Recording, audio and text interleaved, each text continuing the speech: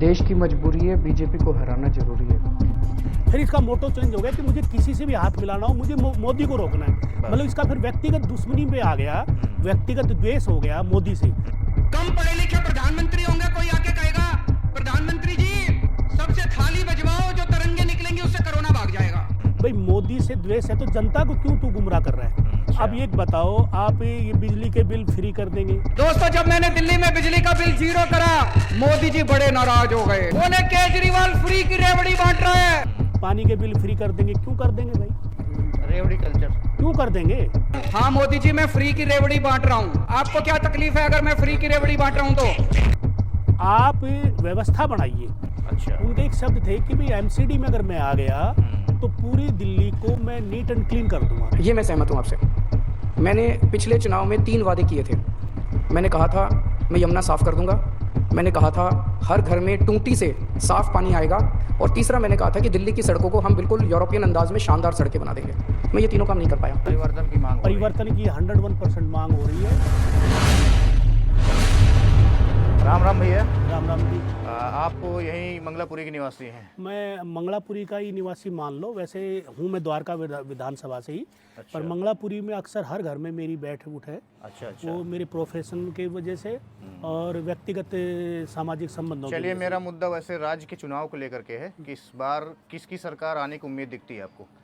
देखो, राज्य के चुनाव के जो व्यक्तिगत दिल्ली का जो अगर चुनाव है तो इस बार जनता का रुझान थोड़ा सा बदलने की चेष्टा कर रही है कि भाई परिवर्तन की मांग हो रही है। परिवर्तन की 101% मांग हो रही है। क्योंकि केजरीवाल से कोई व्यक्तिगत दुश्मनी तो है नहीं, लेकिन उसने जो कहा वो किया नहीं। अच्छा। उनके एक शब्द थे कि भाई एमसीडी में अगर मैं आ गया तो पूरी दिल्ली को मैं नीट एंड क्लीन कर दूंगा। अच्छा, अभी तक बहाना था। बिल्कुल, ये बहाना था। और ये जहाँ तक है कि वो जब एमसीडी में आने के बाद भी उनको सफाई व्यवस्था में वो बिल्कुल जीरो रहे। अच्छा। बिल्कुल जीरो रहे। आप चलिए, आप आसपास के सड़कों के किनारे बहुत सारा कूड़ों का ढेर मिलेगा आपको। और वैसे भी फ्लाईओवर के नीचे जहाँ भी साफ सफाई होनी चाहिए, वो अनवांटेड लोग वहाँ के रहने लग गए हैं। वो वहाँ पे गंद मचा रहे हैं और उनका प्रॉपर वैसे भी कोई सफाई की व्यवस्था नहीं है। अभी कल या परसों के इंटरव्यू में इन्होंने एक बात को स्वीकार किया कि सफाई और रोड के लेकर के इन्होंने काम अच्छा नहीं किया है। नहीं, उन्होंने काम अच्छा कहाँ किया है? वो मोहल्ला क्लिनिक के लिए बोल रहे हाँ, थे। शिक्षा, अब स्वास्थ्य। आप बताओ, मोहल्ला क्लिनिक कहाँ है? वहाँ पे लौटे हुए देखे। फैकल्टीज कितनी है वहाँ पे? वहाँ पे क्या क्या हो रहा है, क्या क्या नहीं हो रहा, कुछ नहीं है। सिर्फ हवाई बातें हैं इस शख्स की, और अननेसेसरी ये ब्लेम करने के। इसका एक ही मकसद है कि हर इंसान को ब्लेम करना। अच्छा। और ब्लेम करके ये क्या करता है, ये राजनीति में आया उससे पहले कितने आदमियों को ब्लेम करता था। फिर इसका मोटो चेंज हुआ।